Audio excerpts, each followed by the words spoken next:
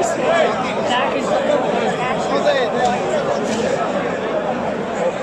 30 let, moram reči, da zadnje čase to vedno bolj pogosto podoživljam.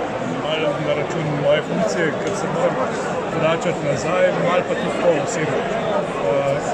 Hitro je minilo, čeprav, kot pravim, spomini so ostali, spomini so močni.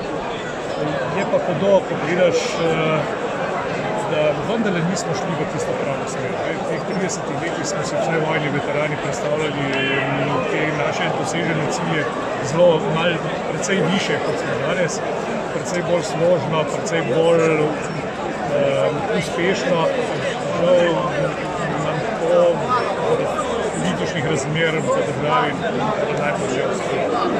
Je pa konca koncev nismo ponosni na te naše dosežke, na naš prispevek, takrat, ko bo to dejansko potrebno. Še posebej, če gledam na naše okupacijske vojne veterane, je pa to naša osamosvojitvena zgodovina že iz leta 1989. Tako da včasih smo kar žalostni, ko nam rečejo, da smo do 90, tam do 15. maja 90 živeli v temi, potem smo pa nekdo požgal luč, zdaj smo v svetli prihodnosti. Za nas to ni.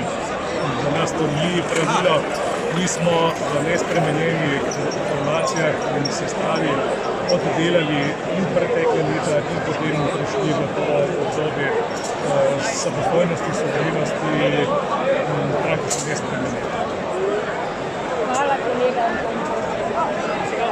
In kakšni so vaši spomini za 30 let?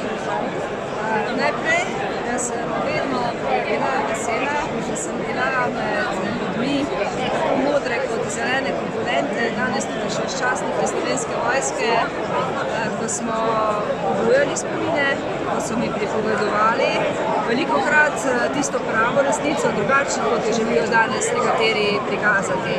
Takrat se je osvobodil slovenski narod z veliko večino, tako enotni, kot smo bili takrat, ne bomo verjetno nikoli več, ali pa mora biti drugo leto, upam.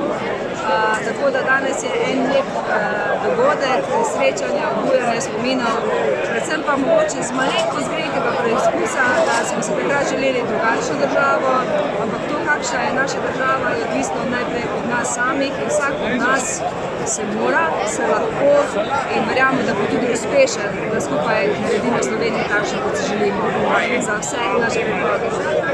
Kaj si želimo? Želim si enakosti, solidarnosti, svobode, spoštovanja, tovarištva, da bomo drug drugemu prijatelj, ne pa sovražnik, da bomo znali poskrbeti za starejše, za ranljivejše, da bo naša mladina z optimizmom vsega naprej pa veliko reševanja naštevala. Hvala lepa za tako lep govor, za tako lep prostor, katerega se nam tudi povabili. Stanka Judič, kakšni so pa tvoji spomini? Ja, moji spomini so na tiste čase lepi, čeprav moram povedati, da sem si predstavljala, da bo naša Slovenija drugačna, kot je danes. In kako si ti predstavljala to? Da ne bi bili tako razdeljeni, kot smo, in da bi bolj gledali naprej, pustili zgodovina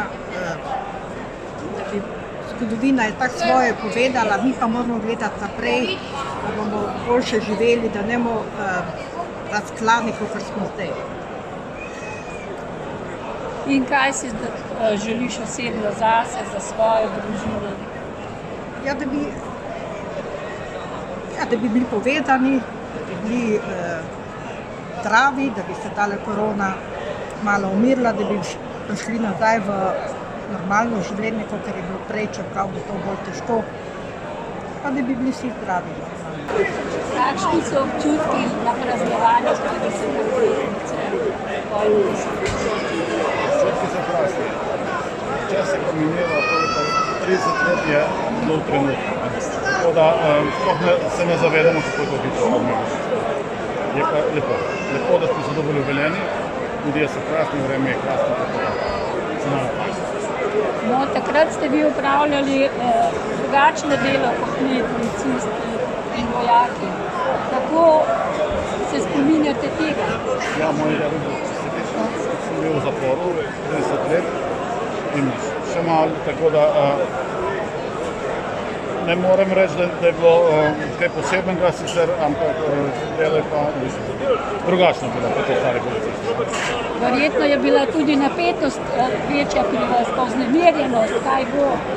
Ja, tukaj sedaj doživljam tiste trenutke, je bilo res drugače, ampak ne pa, da je bilo tako podobno, da smo obvladali situacijo.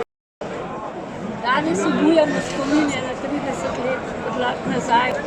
V bistvu smo v teh dneh ali pa malo pred tem smo vedeli, da bomo poklicani na vsak slučaj in smo imeli 17.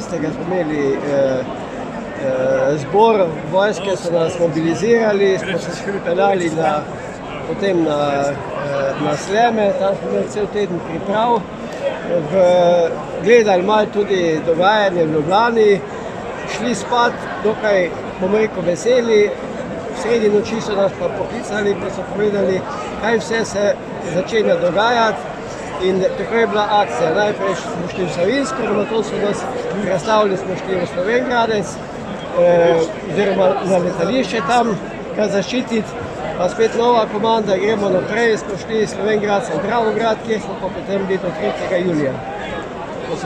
Vmes je bilo pa sveta drugega, je pa zarepetalo.